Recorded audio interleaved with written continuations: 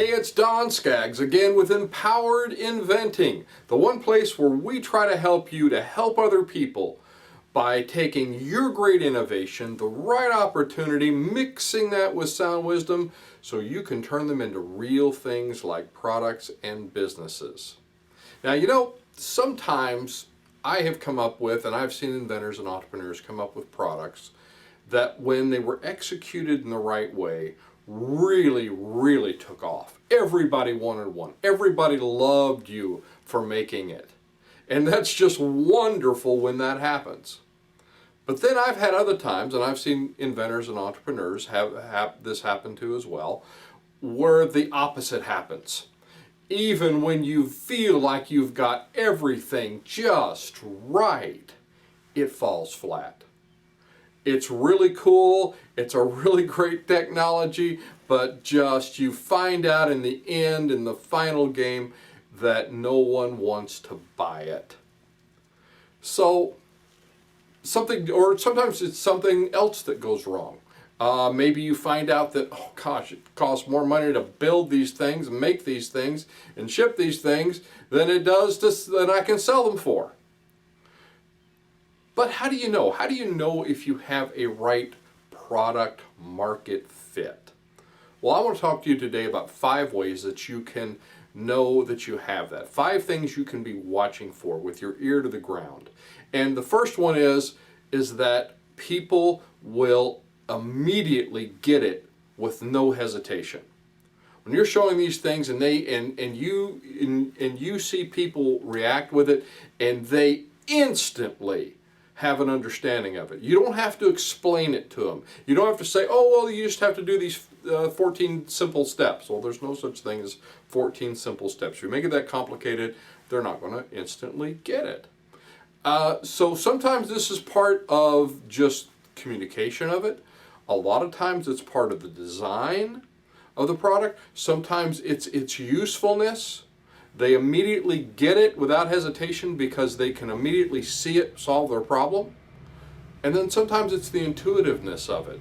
It's just, oh, I see how this works without you saying a word. Apple's very good at this, if you'll see in many cases.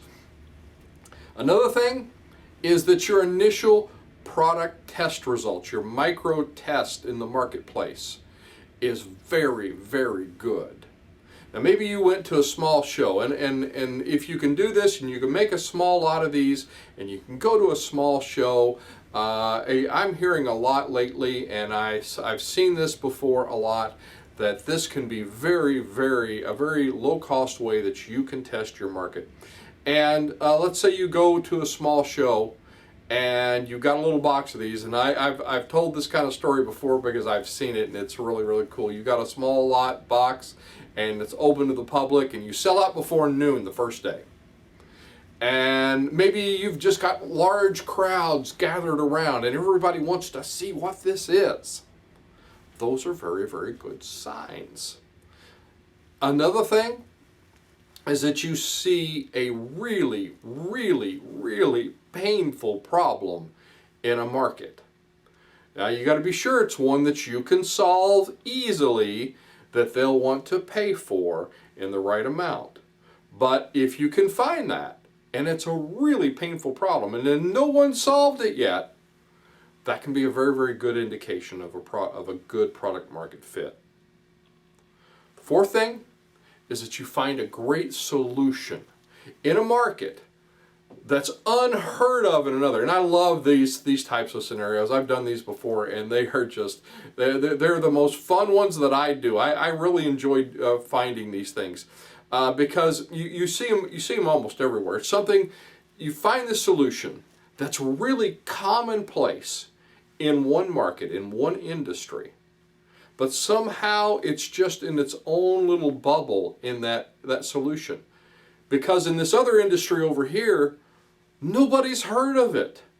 And nobody's applied that solution to the problem they're having in this other industry. And I see this all the time with inventors, innovators, and entrepreneurs.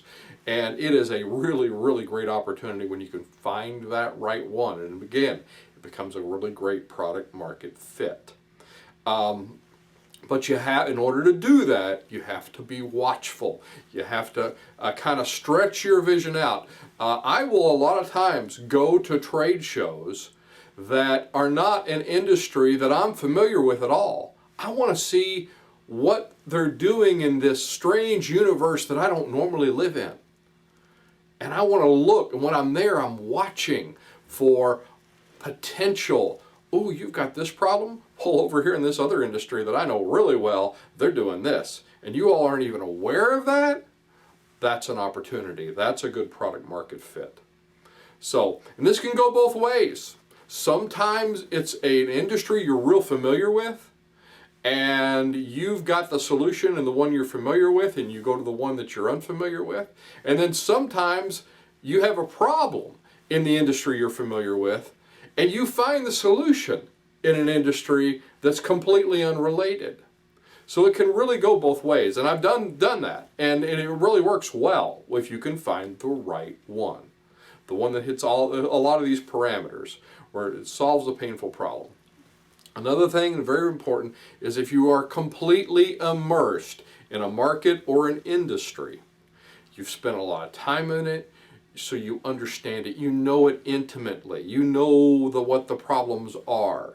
So you understand, you feel all the little painful pain points of the people that are living in that industry. And when you can feel what they're feeling, you can be much, much more attuned to what's a right product market fit. So anyway, I hope this was helpful. I'm Don Skaggs. This is Empowered Inventing TV. Be sure and like and subscribe. Help us to build our tribe. If you're looking for more good information and resources, you can go to our website, empoweredinventing.com. If you're looking for getting involved with an inventor group, maybe online, we're doing a lot right now at kyinventors.org. And I will look to see you at the next meeting, workshop, maybe one of our online classes, or on the next video.